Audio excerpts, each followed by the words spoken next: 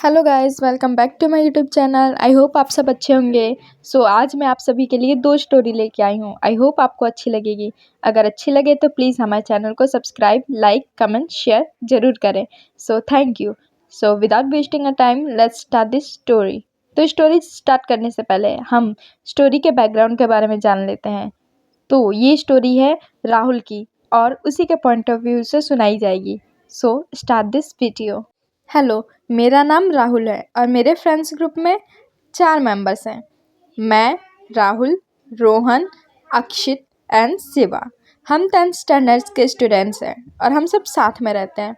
हम अपने स्कूल में काफ़ी फेमस है क्योंकि हम हमेशा स्टडीज़ में आगे रहते हैं, मौज मस्ती में भी आगे रहते हैं, इसलिए सभी हमें अपने पर्सनली जानते हैं और हम लोग काफ़ी डेयरिंग टाइप के हैं। लेकिन मेरे फ्रेंड्स ग्रुप में से एक है रोहन, जो कि थोड़ा कॉवर्ड है और डरता है, लेकिन बाकी सब मेंबर्स काफ़ी डेयरिंग हैं। तो हम हमेशा कुछ ना कुछ खुराफाती करते रहते हैं।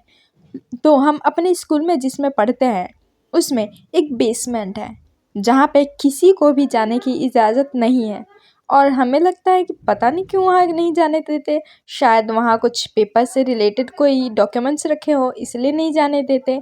तो हमने काफ़ी बार पूछने की भी कोशिश की है अपने सीनियर से, लेकिन वो बोलते हैं कि वो बेसमेंट हॉन्टेड है और वहाँ पे किसी की डेथ हुई थी।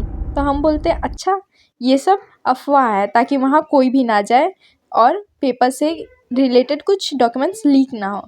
तो हम बोलते हैं ठीक है, हम मान लेते हैं, लेकिन वहाँ कभी नहीं गए। फिर जब हम 12th स्टैंडर्ड में आए तो हमने सोचा कि क्यों ना हम इस स्कूल से जाते जाते हम इसके बेसमेंट की राज के बारे में जान लें, ताकि हमें कोई बाद में रिग्रेट ना हो। फिर हम सभी फ्रेंड्स ने एक प्लान बनाया कि क्यों ना हम वहाँ पे सैटरडे नाइट जाएं और उस बेसमेंट को एक्सप्लोर करें। ये सबसे अच्छा आइडिया रहेगा, क्योंकि वहाँ पे वैसे भी संडे को तो छुट्टी रहती है और सैटरडे को तो कोई आएगा ही नहीं, तो हम आराम से एक्सप्लोर कर पाएंगे। तभी रोहन ने हमें इंटरप्ट करते हुए कहा, नहीं, मैं वहाँ नहीं जाऊँगा, बिल्कुल भी नहीं जाऊँगा, क्योंकि मुझे ऐसी जगह जाना बिल्कुल पसंद नहीं है। और रही बात, तो एक बात ये भी है कि मुझे डर भी लगता है, जो प्लेस हॉन्टेड हो वहाँ तो मैं बिल्कुल भी नहीं जाता। फिर हम सभी लोग उसका मजाक उड़ाने लगते हैं और उसको डरपोक कहकर हंसने लगते हैं।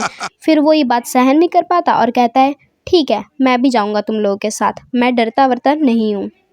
फिर फ्राइडे नाइट हम सभी फ्रेंड्स अपने प्लान को एग्जीक्यूट करने के लिए हम लोग ज़रूरी ज़रूरी चीज़ें रख लेते हैं अपने बैग में, जैसे कि फ्लैश लाइट, की एंड फ़ोन वगैरह वगैरह। फिर सैटरडे नाइट रात को करीब 11 बजे हम लोग उस स्कूल में एंटर करते हैं। वहाँ सब कुछ नॉर्मल लग रहा था, लाइक अदर डेज। फिर हम लोगों ने सोचा कि अब हमें बेसमेंट की तरफ जाना चाहिए। फिर हम उसकी तरफ आगे बढ़े। फिर जब हम लोग वहाँ पहुँचे तो हमने देखा कि उस डोर पे कोई भी लॉक नहीं लगा था और वहाँ पे जो डोर था वो थोड़ा सा ओपन था। तो हम लोगों ने सोचा कि ये लोग ना हमें बेवकूफ़ बनाने के लिए ये सब करते हैं। वो लोग अपना सैटरडे को आते होंगे नाइट में और अपना काम करके वापस चले जाते हैं, और ताकि किसी को पता भी ना चले। लेकिन ये लोग आज यहाँ पे डोर लॉक करना भूल गए हैं। फिर इस बात पे हम सब लोग हंसने लगते हैं और कहते हैं कि हम लोग कितने बेवकूफ़ थे कि आज तक हम इस बात को सच मानते आए हैं। और अब रोहन भी ये सच मान लिया था उसने कि ये सब एक र्यूमर्स है, बस सबको डराने के लिए। फिर हम लोग सोचते हैं कि इस रूम में ऐसी क्या चीज़ है जो लॉक लगा कर रखा जाता है इसको हमेशा। फिर हम लोग अपने प्लान को एग्जीक्यूट करने के लिए अंदर चले जाते हैं। और हम लोग उस वक्त काफ़ी क्यूरियस थे इस चीज़ को जानने के लिए कि आखिर उस बेसमेंट में ऐसा है क्या। तो हम लोग ने सोचा कि चलो अंदर जाते हैं। लेकिन वही चीज़ है कि curiosity made misery for us at the time.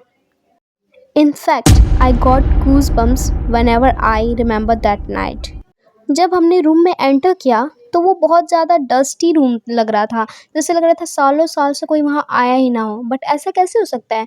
वहाँ पे तो लोग आते हैं, अपने प्लान को एग्जीक्यूट करते हैं, डॉक्यूमेंट्स रखते हैं, लेकिन ऐसा कैसे? और वहाँ पे कोई भी पेपर डॉक्यूमेंट्स से रिलेटेड कुछ भी नहीं था वहाँ पे।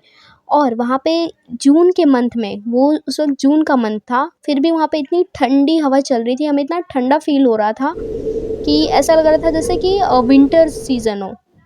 और वो रूम पूरा का पूरा अबेंडन था, बस एक वहाँ पे बेंच रखी हुई थी।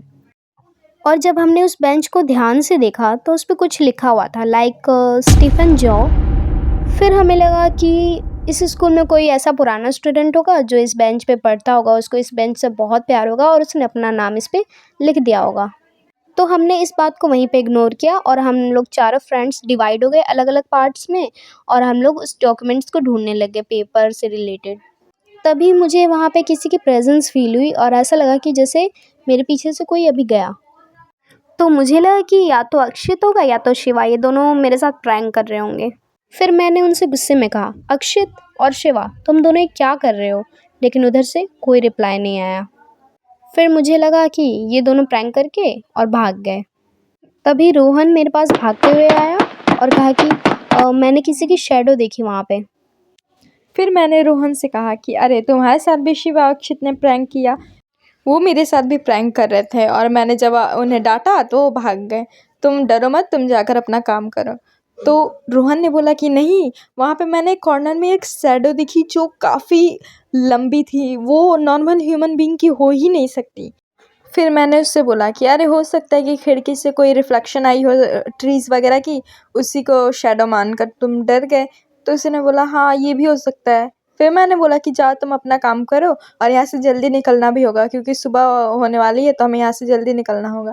तो उसने बोला हाँ ठीक है। फिर वो भी अपने काम में लग गया। तभी हमें अक्षित की चिल्लाने की आवाज़ आई। तो हम दोनों ने इग्नोर किया कि फिर से वो वही नाटक कर रहे हैं। तो हम फिर अपने काम में लग गए क्योंकि हमने सोचा कि फिर वो हमें डराने की कोशिश कर रहा है। तो हमने सोचा छोड़ो उसे, प्रैंक करने दो, हम अपना काम करके जल्दी यहाँ से निकलेंगे। तभी शिवा वहाँ से दौड़ते हुए आया और वो जोर जोर से चिल्लाने लगा कि तुम लोग यहाँ नॉर्मल बिहेव कैसे कर सकते हो, उधर अक्षित चिल्ला रहा है। तो हमने बोला हाँ तो चिल्लाने दो उसे, वो प्रैंक कर रहा है। अभी तुम दोनों प्रैंक कर रहे थे, अभी वो अकेले प्रैंक कर रहा है, तुम्हारे साथ भी करने लगा वो। तो उसने बोला प्रैंक, तुम क्या बोल रहे हो ये सब? बल्कि मैं और अक्षित जब से यहाँ पे आए हैं तब से हम दोनों एक दूसरे से मिले भी नहीं हैं। इनफैक्ट हम दोनों अलग अलग कॉर्नर में ढूंढ रहे थे और तभी मुझे अक्षित के चिल्लाने की आवाज़ आई तो मुझे बहुत डर लगा, इसलिए मैं यहाँ भागते हुए आया। तभी हम लोग ये सुनकर डर जाते हैं और मैं, रूहान और शिवा अक्षित को आवाज़ देने लगता है, लेकिन उधर से अक्षित की कोई आवाज़ नहीं आ रही होती है। ये सब देखकर हमें काफ़ी डर लग रहा होता है, लेकिन 1% ये भी चांस था कि क्या पता वो हमारे साथ प्रैंक कर रहा हो। अगर वो प्रैंक कर रहा है तो इस बार वो नहीं बचेगा। मैं उसे बहुत मारने वाला था। तब मैंने ये डिसाइड किया कि हमें अक्षित को अलग अलग डायरेक्शन में ढूंढना चाहिए ताकि वो हमें जल्दी मिल जाए। तो सभी ने इस बात पर एग्री किया और सभी अलग अलग डायरेक्शन में चले गए। फिर जब मैं आगे की ओर बढ़ने लगा तभी मुझे ऐसा लगा कि मेरे साइड से कोई आ रहा है। तो मैंने बोला रोहन, मैंने तुमसे कहा ना कि तुम उधर जाओ। तभी उधर से कोई आवाज़ नहीं आती और जब मैं पीछे मुड़ता हूँ तो भी वहाँ कोई नहीं रहता। तो मुझे लगता है कि हो सकता है मेरा इल्यूज़न हो क्योंकि काफ़ी रात है और मुझे डर भी लगने लगा है अब, तो हो सकता है ये मेरा भ्रम हो। फिर मैं अपना आगे चलने लगता हूँ, लेकिन अचानक से ऐसा लगता है किसी ने कान में मेरा नाम पुकारा और जैसे मैं आँख खोलता हूँ तो देखता हूँ कि वहाँ कोई नहीं है, बस डार्कनेस है।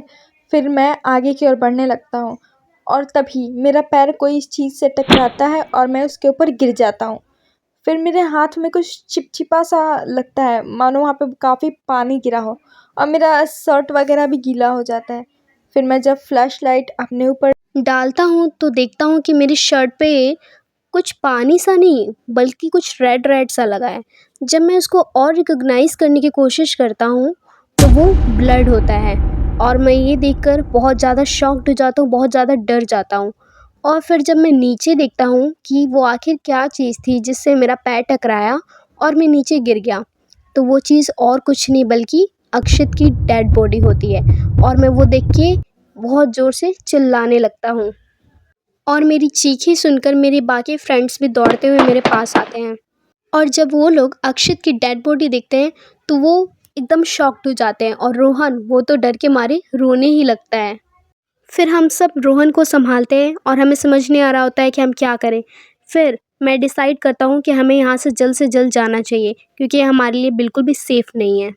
फिर हम लोग जब भागने का ट्राई कर रहे होते तो हम लोग उस बेसमेंट से बाहर निकल ही नहीं पा रहे होते, मानो वो बेसमेंट एक भूल भुलैया बन चुकी थी हमारे लिए।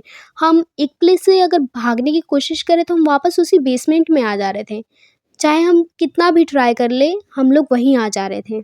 फिर हम जब लोग वहाँ से भागने का ट्राई कर ही रहे होते हैं कि हमें बेसमेंट का डोर क्लोज होने की आवाज़ आती है, मानो किसी ने अभी अभी एंट्री की हो। फिर जब हम लोग उस साइड मुड़ के देखते हैं तो वो वहाँ पे वही शैडो हमें दिखती है जिसके बारे में रोहन ने मुझे स्टार्टिंग में बताया था। फिर वो शैडो हम लोग के करीब आने लगते धीरे धीरे, और हम लोग को वो शैडो क्लियर नज़र आने लगती है। वो किसी स्टूडेंट की शैडो होती है और हमें उस स्टूडेंट का फेस एकदम क्लियर दिखाई दे रहा था। उसका शरीर और फेस बिल्कुल पेल दिख रहा था, मानो उसकी बॉडी में बिल्कुल भी ब्लड नहीं था। उसके फेस पे काफ़ी गहरे चोट के निशान थे, मानो उसको इतनी बुरी तरीके से मारा गया हो। और उसके आँखों के नीचे डार्क सर्कल थे, मानो उसकी आंखें पॉप आउट होने वाली थी। और उसकी आंखें बिल्कुल वाइट थी और उसके माउथ से कुछ लिक्विड फॉर्म में निकल रहा था, ब्लैक ब्लैक सा। और ये सब देखकर हम बहुत डर जाते हैं और रोहन तो वहीं पे बेहोश हो जाता है। फिर हम सभी फ्रेंड्स वहाँ से भागने लगते हैं और हम सभी फ्रेंड्स एक दूसरे से बिछड़ जाते हैं। मैं सबको बुलाने का ट्राई कर रहा होता हूँ लेकिन किसी ने भी रिप्लाई नहीं किया, और मैं भागते भागते ही बहुत रोने लगता हूँ और मेरी हार्ट बीट इतनी तेज़ बढ़ जाती है मानो मेरा हार्ट अभी निकल जाएगा। तभी मुझे किसी के चिल्लाने की आवाज़ आती है, और ये आवाज़ किसी और की नहीं होती है बल्कि रोहन की होती है। और जब मैं उस आवाज़ का पीछा करते हुए वहाँ पे जाता हूँ तो देखता हूँ कि रोहन को उसी लड़के ने, वही स्टूडेंट जो एकदम डरावना दिख रहा था, उसने रोहन को मार दिया है और रोहन की डेड बॉडी बिल्कुल मेरे आँखों के सामने पड़ी थी। और ये सब मुझसे बिल्कुल भी सहन नहीं हो रहा था क्योंकि मैंने जस्ट अभी अभी अपने बेस्ट फ्रेंड्स को खोया था, और मुझे यह फ़ील हो रहा था कि जैसे अब मैं भी यहाँ से कभी भी बाहर नहीं निकल पाऊँगा और ये स्टूडेंट मुझे भी मेरे बाकी फ्रेंड्स की तरह मार देगा। तभी मुझे शिवा का ख्याल आता है कि शिवा शिवा कहाँ है, और तभी मैं उसको ढूंढने के लिए इधर उधर दौड़ने लगता हूँ। तभी मुझे एक कॉर्नर में किसी के रोने की आवाज़ आ रही होती है और मैं उस आवाज़ का पीछा करता हुआ वहाँ जाता हूँ तो देखता हूँ कि ये शिवा है और वो वहाँ पे बैठ के रो रहा है, और वो उस स्टूडेंट से बचने के लिए वहाँ पे आया हुआ होता है। और जब शिवा मुझे देखता है तो वो मुझे ज़ोर से गले लगा लेता है और वहीं पे ज़ोर-ज़ोर से रोने लगता है और मुझे भी बोलता है कि तुम भी मेरे साथ छुप जाओ वरना तुम भी मारे जाओगे। तब हम एक दूसरे का हाथ पकड़ लेते हैं और ज़ोर-ज़ोर से हनुमान जी का जाप करने लगते हैं। लेकिन हमें ऐसा फ़ील होता है कि वो स्टूडेंट हमारे आस-पास ही है और हमारे नज़दीक आ रहा है, और हमें उसकी ज़ोर-ज़ोर से हँसने की आवाज़ें भी आ रही होती हैं। और वो हमें नहीं ढूंढ पा रहा था, जिसके वजह से वो काफ़ी गुस्से में लग रहा था और वो इधर-उधर के आस-पास के सामान को पटके जा रहा था। और हम बहुत डर जाते हैं, रोने लगते हैं, हमें अपने बचने की कोई होप नज़र नहीं आ रही होती है। लेकिन सडनली शिवा की नज़र उसके घड़ी पे पड़ती है और वो बोलता है कि सुबह होने में बस आधा घंटा ही बाकी है और हमें आधा घंटा कैसे भी निकालना होगा ताकि हम यहाँ से सर्वाइव कर सकें। ये सुनकर मेरे दिल में भी एक होप जगती है और हम दोनों एक दूसरे का हाथ पकड़कर ज़ोर-ज़ोर से हनुमान चालीसा का पाठ करने लगते हैं ताकि कैसे भी जल्दी से सुबह हो जाए और हम लोग यहाँ से बचकर निकल जाएँ।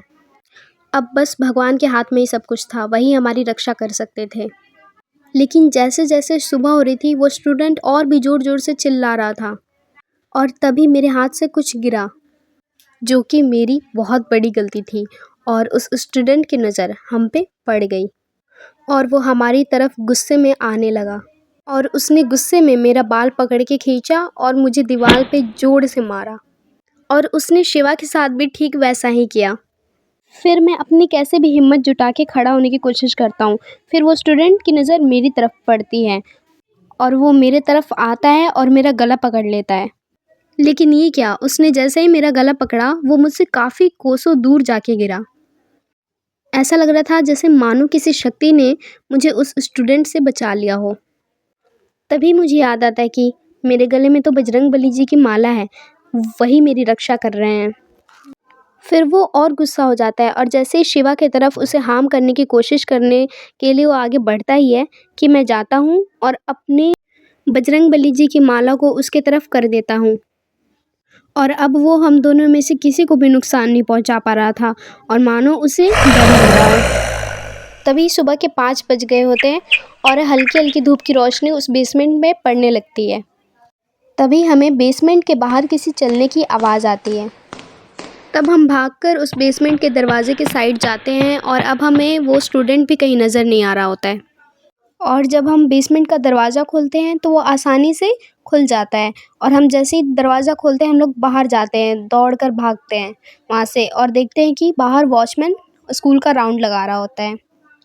और जब वो हमें देखता है तो वो देखकर शॉक्ड हो जाता है और ये सोचता है कि हम लोग बेसमेंट से बाहर कैसे निकल रहे हैं। फिर वो दौड़कर हमारे पास आता है। वो हमारी ऐसी हालत देखकर बहुत घबराने लगता है और हमसे पूछने लगता है कि तुम्हारे साथ ऐसा क्या हुआ। और वो सबसे पहले तो बेसमेंट का दरवाज़ा देखता है जो कि ओपन होता है। वो उसको पहले लॉक करता है और उसके बाद वो हमें वहाँ से ले जाता है। फिर वो हमें प्रिंसिपल के घर लेके जाता है और वहाँ पे प्रिंसिपल हमें देख के बहुत ज़्यादा शॉक्ड हो जाते हैं कि इनकी हालत ऐसे कैसे हुई और हम अभी भी उस वक्त अपने सेंसेस में नहीं थे। और वो प्रिंसिपल भी बहुत ज़्यादा घबराने लगते हैं। फिर वॉचमैन प्रिंसिपल को गुस्से में बताता है कि ये लोग बेसमेंट से बाहर निकलते हुए मुझे दिखे तो मैं इनको सीधा आपके पास लेके आया। तो प्रिंसिपल भी बहुत गुस्से में हम पर चिल्लाने लगते हैं और बोलने लगते हैं कि तुम लोग को स्ट्रिक्टली मना किया था ना वहाँ पे जाने को, फिर तुम लोग वहाँ पे क्यों गए। और जो वहाँ पे जाता है वो वहाँ से लौट कर कभी नहीं आता। और हम लोग ऐसी हालत में ही नहीं थे कि हम उनसे कुछ बोल पाए, उनके किसी क्वेश्चन का रिप्लाई कर पाएँ। लेकिन फिर भी मैं अपनी हिम्मत जुटा के उनसे बोलता हूँ कि इन सब में मेरे सबसे बेस्ट फ्रेंड अक्षित और रोहन मारे गए। जिसको सुन के प्रिंसिपल काफ़ी शॉक्ड हो जाते हैं और वो जल्द से जल्द वॉचमैन को बोलते हैं कि वो वहाँ पे किसी एक और आदमी के साथ बेसमेंट में जल्दी से जाए और डेड बॉडी को जल्दी से जल्दी यहाँ पे लाए।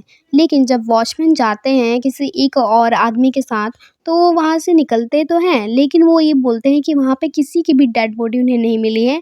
इनफैक्ट वो पूरा अबैंडन पड़ा है, ऐसा लग रहा है कितने सालों से वहाँ पे कोई गया ही ना हो। ये सुनकर मैं और शिवा काफ़ी शॉक्ड हो जाते हैं और एक दूसरे से पूछने लगते हैं कि आखिर अक्षित और रोहन की डेड बॉडी गई कहाँ और अब हम उनके पेरेंट्स को क्या जवाब देंगे। फिर हम लोग प्रिंसिपल से पूछते हैं कि आखिर उस बेसमेंट का सच है क्या।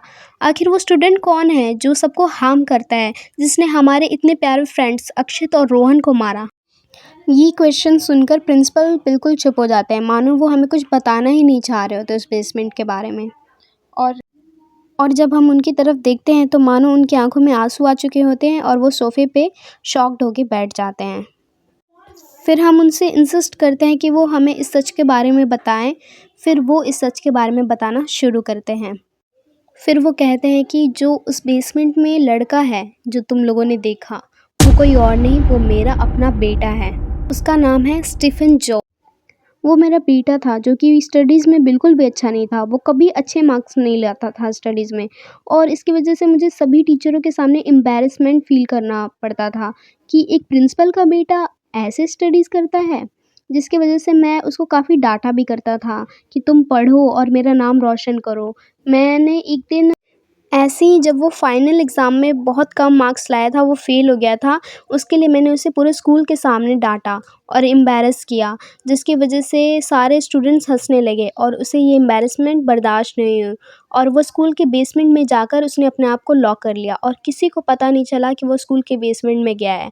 और उसने स्कूल के बेसमेंट का डोर काफ़ी बार ओपन करने की कोशिश भी की, लेकिन वो डोर ओपन नहीं हुआ क्योंकि वो काफ़ी सालों से बेसमेंट बंद पड़ा था, वहाँ पे कोई आता-जाता नहीं था, जिसकी वजह से उसका डोर ख़राब हो चुका था।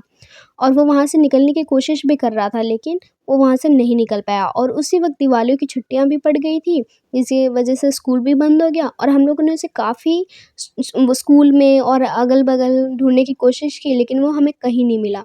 फिर जब स्कूल ओपन हुआ तो सफाई के लिए हम लोगों ने स्कूल में बेसमेंट को भी साफ़ करने की सोची। तो जब हम बेसमेंट में गए तो हमें वहाँ पे उसकी डेड बॉडी मिली। फिर उसके बाद से हमने वो बेसमेंट लॉक कर दिया क्योंकि वहाँ से हमें हमेशा किसी के चीखने चिल्लाने की आवाज़ आती थी, अजीब-अजीब सी घटनाएँ होने की ऐसा फ़ील होता था। लेकिन तुम लोगों ने हमारी बात नहीं मानी। अगर तुम लोग वहाँ नहीं गए होते तो तुम लोग अपने 2 प्यारे फ्रेंड्स अक्षित और रोहन को नहीं खोते। अब तुम्हें ज़िंदगी भर रिग्रेट होगा कि तुम लोग आखिर वहाँ क्यों गए। और ये बात सुनकर हम दोनों, शिवा और मैं, दोनों ही टूट जाते हैं और ज़ोर-ज़ोर से रोने लगते हैं। अब हमें समझ नहीं आता है कि हम किस मुँह से अक्षित और रोहन के पेरेंट्स को इस बेसमेंट के बारे में सच्चाई बताएँगे कि कैसे-कैसे उन लोगों ने उनका बेटा खो दिया और हमने अपना फ्रेंड्स खो दिया और अब हम इस गिल्ट के तले दबे जा रहे थे कि हम ही अपने दोनों फ्रेंड्स के गुनहगार हैं। अगर हम वहाँ नहीं गए होते तो ये दोनों का ये हादसा नहीं हुआ होता। अब ये रिग्रेट हमारे साथ ज़िंदगी भर रहने वाला है कि हमारी वजह से ही हमारे उन दोनों फ्रेंड्स की डेथ हुई। इस इंसिडेंट के बाद हम लोग कभी भी ऐसी जगह नहीं गए जो हॉन्टेड मानी जाती हो। और मैं आप लोग को भी यही सजेशन देना चाहूँगा कि अपनी क्यूरियोसिटी की वजह से आप लोग अपनी और अपने किसी जान पहचान वाले की, अपने पेरेंट्स की या फिर रिलेटिव्स की जान खतरे में ना डालें। सो गाइज़, ये थी आज की हॉन्टेड स्टोरी जो कि राहुल के पॉइंट ऑफ व्यू से थी। तो चलिए अब हम अपनी सेकंड स्टोरी स्टार्ट करते हैं। सो गाइस, ये स्टोरी बिहार की है और ये उस वक्त की है जब गांव में इतना डेवलपमेंट नहीं हुआ करता था। ये काफ़ी पुरानी स्टोरी है। उस समय इतना कंस्ट्रक्शन भी नहीं हुआ करता था, सिर्फ जंगल ही जंगल हुआ करते थे। उस समय इतना कम्युनिकेशन डेवलपमेंट नहीं था, लोगों के पास फ़ोन भी नहीं हुआ करते थे। उस वक्त लोग सिर्फ लेटर के थ्रू ही एक दूसरे से बातचीत किया करते थे। तो उसी समय की ये कहानी है। उस समय एक मिडिल एज्ड मैन होगा जो कहीं से बाहर से, मुंबई से, मतलब वो अपने घर के लिए लौट रहा था। तो उसे स्टेशन पे ही काफ़ी रात हो गई थी और वो स्टेशन काफ़ी सुनसान लग रहा था। इक्के दुक्के ही आदमी दिख रहे थे। जब वो स्टेशन से बाहर निकला तब तो बिल्कुल ही पूरे रोड पे हर जगह डार्क ही डार्कनेस थी। तो उसे बहुत डर लगने लगा और हर जगह जंगल ही जंगल था। और उसके पास उस वक्त फ़ोन भी अवेलेबल नहीं था कि वो किसी को कॉल करके बुला सके ताकि वो उसे पिक कर ले। तो वो उस वक्त बहुत ज़्यादा डर रहा था और चारों तरफ बस सन्नाटा ही सन्नाटा उसे दिख रहा था, जो उसके डर को काफ़ी ज़्यादा बढ़ा रहा था। लेकिन अब उसके पास और कोई ऑप्शन नहीं था क्योंकि उसे अपने घर जाने के लिए उसी जंगल के रास्ते से जाना था। जब वो उस जंगल के रास्ते से जा ही रहा होता है कि तभी उसे बहुत सारे जानवरों की रोने की आवाज़ सुनाई देने लगती है और चारों तरफ डार्कनेस और बढ़ता जा रहा था और ऐसा लग रहा था जैसे कि उसे किसी की प्रेजेंस फील हो रही हो उस वक्त। फिर वो अपनी हिम्मत जुटा के वहाँ से जाने के लिए आगे बढ़ने लगता है, लेकिन तभी उसे ऐसा लगता है कि जैसे पीछे से कोई उसे बुला रहा हो और किसी की पायलों की खन-खन की आवाज़ आने लगती है। उससे बहुत डर लगने लगता है और उसे ऐसा लग रहा होता है मानो जैसे उसके साथ कोई चल रहा हो। तभी उसे जंगल में से किसी की चिल्लाने की आवाज़ आती है और ऐसा लग रहा होता है जैसे मानो कोई दर्द में कराह रहा हो और उसे बुला रहा हो उसकी हेल्प के लिए। लेकिन जैसा कि वो गाँव से था तो उसे पता भी था कि गाँव में काफ़ी छलावे भी होते हैं जो ऐसे लोगों को छलते हैं और उन्हें अपना शिकार बनाते हैं। लेकिन वो उस आवाज़ का पीछा नहीं करता है क्योंकि वो अब समझ गया होता है। लेकिन फिर भी वो बहुत ज़्यादा डर जाता है और उसकी हार्ट बीट तेज़ होने लगती है और वो आवाज़ और भी ज़्यादा तेज़ आने लगती है। ऐसा लग रहा था जैसे उसके पास ही कोई खड़ा है और उसे बुला रहा है। उसके पास उस वक़्त कोई टॉर्च वग़ैरह भी नहीं था और वो पूरे उस सुनसान रास्ते में अकेला ही था और ऐसा भी नहीं था कि वो किसी से हेल्प माँग सके क्योंकि उस वक़्त वहाँ पे कोई भी मौजूद नहीं था सिवाय उसके। फिर भी वो कैसे-तैसे इन सब चीज़ों को इग्नोर करके आगे बढ़ ही रहा होता है। तभी उसे दिखता है कि मेन रोड पे कोई आगे एक छोटा बच्चा होगा और उसके साथ कोई एक औरत खड़ी थी। वो दोनों ही बहुत ज़्यादा भयानक और डरावने दिख रहे थे। दोनों ही के फेस पे बहुत ज़्यादा चोट लगी हुई थी और दोनों ही बहुत गुस्से से उसे देखे ही जा रहे थे। जो छोटा बच्चा था वो कभी रो रहा था तो कभी हँस रहा था और जो उसकी माँ थी वो सिर्फ़ और सिर्फ़ चिल्लाए ही जा रही थी, कॉन्टिन्यूअसली चिल्लाए ही जा रही थी। यह सब सुनकर वो आदमी बहुत डर जाता है और चिल्लाने लगता है। उसे अब बिल्कुल समझ नहीं आ रहा होता है कि अब वो क्या करे, क्योंकि आगे वो दोनों माँ बेटे खड़े थे और पीछे पता नहीं किसकी आवाज़ आ रही थी जो जंगल से आ रही थी। अब वो पूरी तरह से फंस गया था। अब उसे बिल्कुल भी कुछ समझ नहीं आ रहा था कि वो क्या करे और कहाँ जाए। अब उसे बस एक ही उम्मीद नज़र आ रही थी, वो उम्मीद थी ईश्वर की। वो अब बस अपने मन में सच्चे मन से भगवान को याद करने लगता है और वो कहता है कि हे प्रभु, कृपया मेरी मदद करें और मुझे इस मुसीबत से बाहर निकालें। बस मुझे आप ही पर भरोसा है कि आप ही मुझे इस मुसीबत से बाहर निकाल सकते हैं, क्योंकि मैंने काफ़ी सुना है इस रोड और जंगल के बारे में कि यहाँ एक बार अगर कोई फंस गया तो फिर कभी नहीं जा सकता है वापस। लेकिन हे प्रभु, मैं क्या करूं, क्योंकि मुझे इसी रास्ते से जाना होगा, क्योंकि मेरे गांव को बस यही एक रास्ता जाता है और मैं यहाँ किसी को जानता नहीं और ना कोई यहाँ पे कोई घर है आसपास जहाँ पे मैं रुक सकूं। तो मुझे ना चाहते हुए भी रात में इस रास्ते को पार करना ही होगा। अब मैं बस आप पे सारा चीज़ छोड़ता हूँ कि आप ही मुझे इस मुसीबत से बाहर निकाल सकेंगे। और इतना कहकर वो आगे की ओर चलने लगता है। हालांकि उसे बहुत डर लग रहा होता है और जो दो माँ बेटे थे वो भी वहीं खड़े उसका इंतज़ार कर रहे होते हैं। लेकिन वो अब डर नहीं रहा था, उसे अपने ईश्वर पे पूरा भरोसा था। वो बस आगे चले जा रहा था। तभी उसे ऐसा लगता है कि पीछे से कोई उसे मारने आ रहा है और वो जैसे पीछे मुड़ता है तो देखता है कि ये वही आदमी है जो जंगल में से चिल्ला रहा था और इसे अपनी तरफ बुलाने की कोशिश कर रहा था ताकि वो जाए वहाँ और वो उसका शिकार करे। तभी वो वहाँ से हट जाता है और आगे की ओर भागने लगता है और वो बस ईश्वर का नाम लिए जा रहा था। तभी वो देखता है कि धीरे-धीरे वो जो परछाई थी और वो माँ बेटे दोनों गायब हो गए और अब उसे डर नहीं लग रहा था, उसके आस-पास भी कोई नहीं था। फिर वो आगे की ओर बढ़ने लगता है। तभी उसे पीछे से आवाज़ आती है कि हे बालक, रुको। वो ये आवाज़ सुनकर चौंक जाता है और उसे फिर लगता है कि ये वही आदमी है जो अभी मुझे मारने आ रहा था। कहीं ये वापस तो नहीं आ गया? लेकिन पीछे से इस बार आवाज़ आती है कि तुम डरो मत, तुम अपने घर की ओर आगे बढ़ो, मैं तुम्हारे साथ हूँ और मेरे रहते तुम्हें कोई कुछ नहीं बिगाड़ सकता। तो तुम मुझ पर भरोसा रखो और बिना किसी डर के अपने मार्ग पर आगे बढ़ो। इतना जैसे ही वो सुनता है, मानो उसका सारा डर ख़त्म हो गया हो। उसे ऐसा लग रहा था कि अब उसके साथ है कोई और ये वो साथ नहीं कि जिससे वो डरे, बल्कि ये वो साथ था जिससे उससे हिम्मत मिल रही थी इतनी गहन रात में आगे बढ़ने की, वो भी बिना किसी डर के। वो खुद पर भरोसा करता है और पीछे मुड़ने ही वाला होता है कि पीछे से आवाज़ आती है कि तुम पीछे मत मुड़ना, बस तुम आगे चलते रहो और तुम्हारा कोई कुछ नहीं बिगाड़ पाएगा, तुम बस मुझ पर भरोसा रखो। इतना सुनकर वो बिना पूछे मुड़े आगे बढ़ने लगता है और वो बीच में कुछ बात करने की भी कोशिश करता है, लेकिन पीछे से उसको कोई आवाज़ नहीं आती। लेकिन जैसे अगर वो पीछे मुड़ने को चाहता देखने के लिए कि पीछे कौन है, क्या है, तभी पीछे से अचानक आवाज़ आती कि तुम मुझ पर भरोसा रखो और बस आगे की ओर चलते रहो, पीछे मुड़कर मत देखना।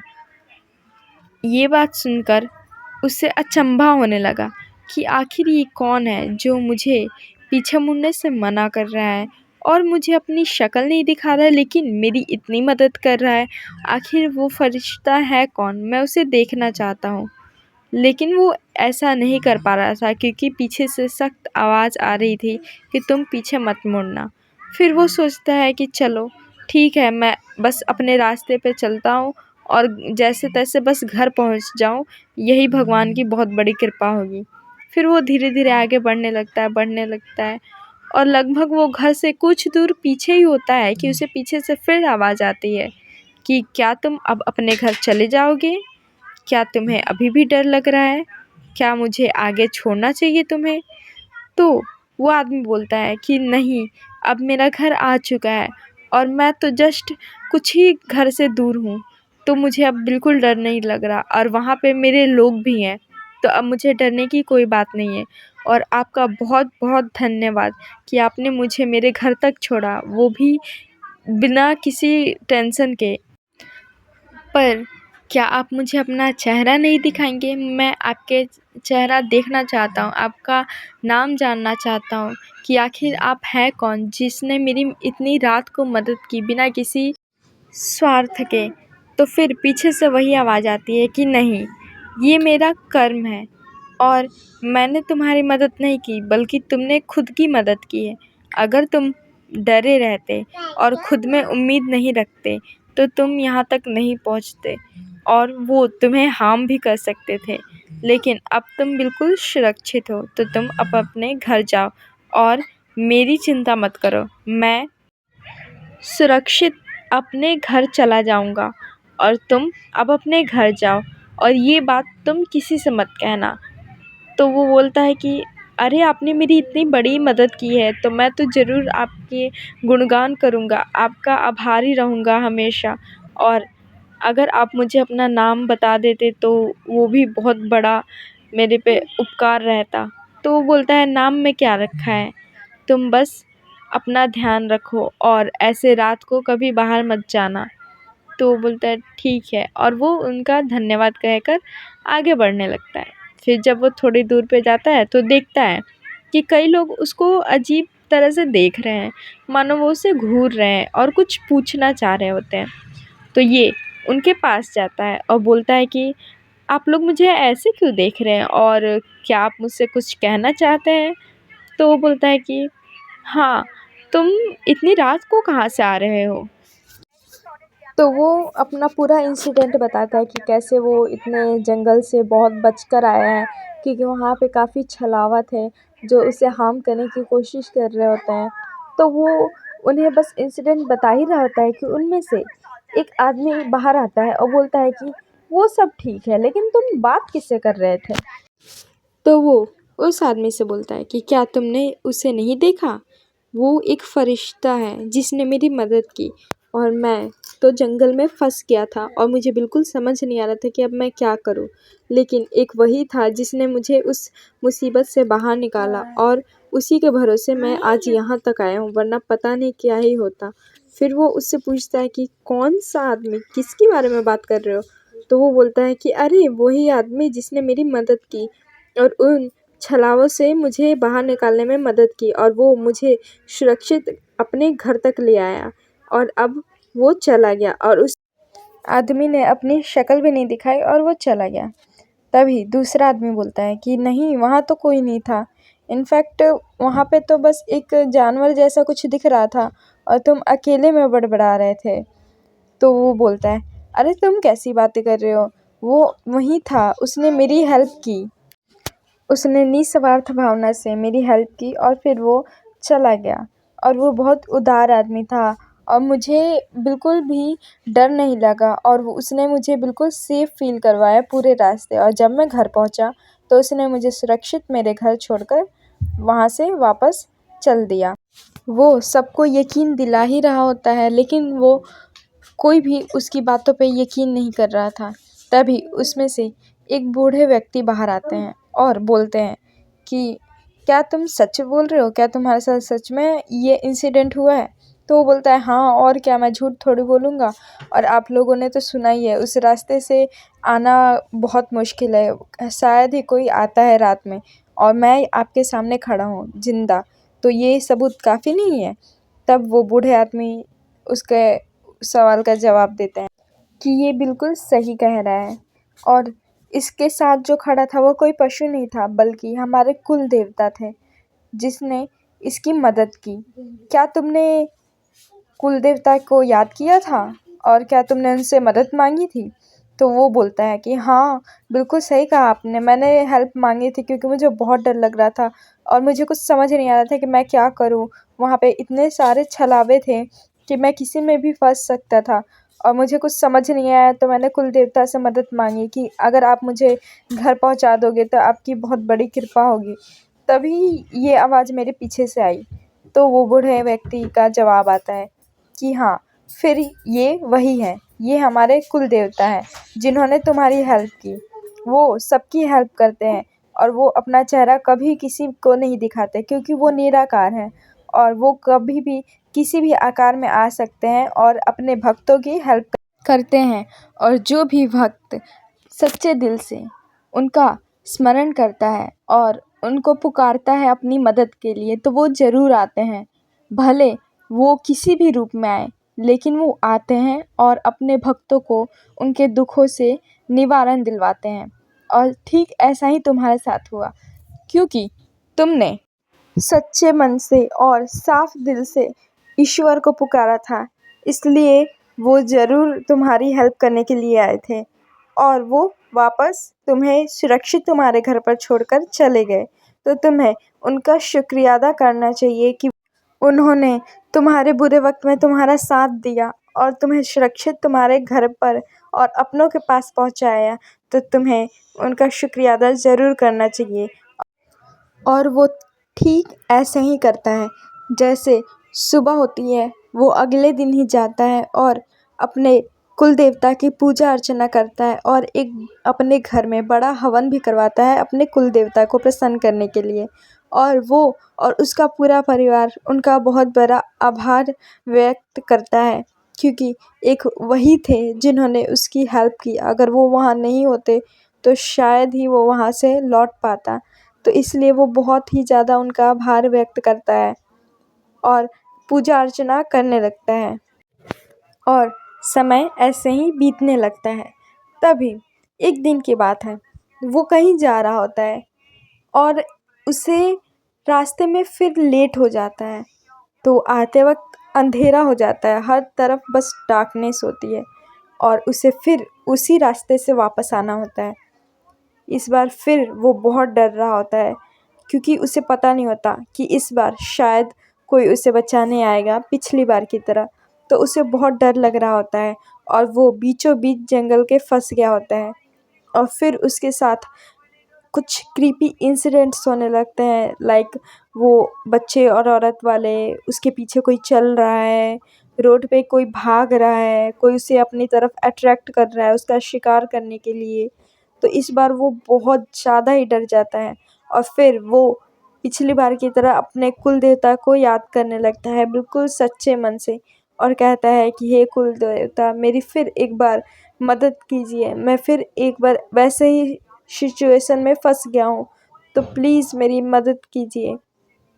और इतना कहते ही उसे फिर पीछे से वही आवाज़ आती है कि तुम आगे आगे चलो और पीछे की टेंशन मत लो, तुम बस चलते रहो और पीछे मुड़कर बिल्कुल मत देखना।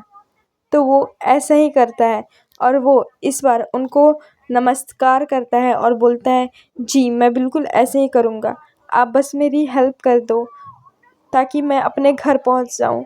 मैं आपका जीवन भर आभारी रहूँगा। तो फिर वो आगे बढ़ने लगता है और उसके साथ जो भी क्रीपी इंसिडेंट्स हो रहे थे वो सब अब धीरे धीरे ख़त्म होने लगते हैं। अब उसके साथ कोई इंसिडेंट्स नहीं हो रहे थे और वो फिर धीरे धीरे अपने गांव के रास्ते पर आगे बढ़ने लगता है। और फिर जैसे वो पहुंचने वाला होता है, तभी फिर से पीछे से आवाज़ आती है। तो इस बार वो समझ जाता है कि फिर से वो जाने को कहेंगे। तो वो कहता है कि ठीक है, आप चले जाइए और मैं अपने घर पहुंच गया हूँ। मैं आपका बहुत बड़ा आभारी हूँ। आपने एक बार नहीं बल्कि दो दो बार मेरी जान बचाई है और आगे से मैं ऐसा कोई काम नहीं करूँगा जिसकी वजह से मुझे फिर से वहाँ से गुज़रना पड़े। और मैं कभी भी अगर मुझे लेट भी होगा तो मैं कहीं और ही ठहर जाऊँगा, वापस उस रास्ते पे कभी नहीं जाऊँगा। और मैं आपके जीवन भर आभार व्यक्त करने के लिए तत्पर हूँ, क्योंकि आपने मेरी बहुत बड़ी मदद की है। मुझे मेरे परिवार से आपने 2 बार मिलवाया है। मैं बहुत खुश हूँ और आपका बहुत बड़ा आभारी हूँ। कृपया आप ऐसे ही हम पर और हमारे पूरे गाँव पर अपना आशीर्वाद बनाए रहें। और कोई भी ऐसे अगर उस जंगल में कभी फँसे तो प्लीज़ जैसे मेरी हेल्प की है वैसे ही उस व्यक्ति की भी हेल्प करना, ताकि वो भी अपने परिवार से ना बिछड़े और अपने परिवार से मिल जाए। क्योंकि आप बहुत दयावान हैं और आप शुरू से ही हमारे गांव की मदद करते आए हो और ऐसे ही हमारे गांव पर रक्षा करना और अपनी कृपा दृष्टि बनाए रखना, ताकि हमारे गांव में कभी भी कोई भी व्यक्ति इन सब छलाओं की वजह से अपने परिवार से बिछड़े। आप प्लीज़ हमारे गांव पे कृपा दृष्टि बनाए रखना और हम आपके जीवन भर आभारी रहेंगे। इनफैक्ट हमारा पूरा गांव आपका जीवन भर आभारी रहेगा। तो पीछे से आवाज़ आती है कि ठीक है, मैं जा रहा हूँ, तुम सुरक्षित अपने घर चले जाओ और पीछे मुड़कर तो बिल्कुल मत देखना। तो वो वैसे ही करता है। वो अपने गांव के अंदर धीरे धीरे जाने लगता है और पीछे मुड़कर बिल्कुल भी नहीं दिखता है और वो अपने घर सुरक्षित पहुंच जाता है। तो ये इंसिडेंट फिर वो अपने गाँव वासियों को सुनाता है, तो गाँव वासी उसको बहुत बड़ा भाग्यवान व्यक्ति मानते हैं, क्योंकि वो 2 बार हमारे कुल देवता के साथ बातचीत की थी और उसका 2 बार उनके साथ इंटरेक्शन हुआ था। फिर वो आदमी ऐसे ही अपना जीवन व्यतीत करने लगा और वो कभी भी भूल कर भी उस रास्ते पर दोबारा अकेले नहीं गया, और रात को तो बिल्कुल वो जाता ही नहीं था उस रास्ते पे, क्योंकि उसे पता था कि अगर वो इस बार भी गया तो फिर वो छलावे इस बार उसको नहीं छोड़ेंगे, और क्या पता उसको कुलदेवता से मदद मिलने में थोड़ी सी भी देर हो जाए तो वो जिंदा नहीं बचेगा। तो उसके बाद से वो कभी नहीं गया। सो गाइस, ये थी आज की हमारी 2 स्टोरी। आप सबको कैसी लगी प्लीज़ हमें कमेंट में बताएं, और अगर आप भूतों से डरते हैं तो कमेंट में यस लिखें, और नहीं डरते तो हमारे वीडियो को लाइक करें। And thanks for watching guys.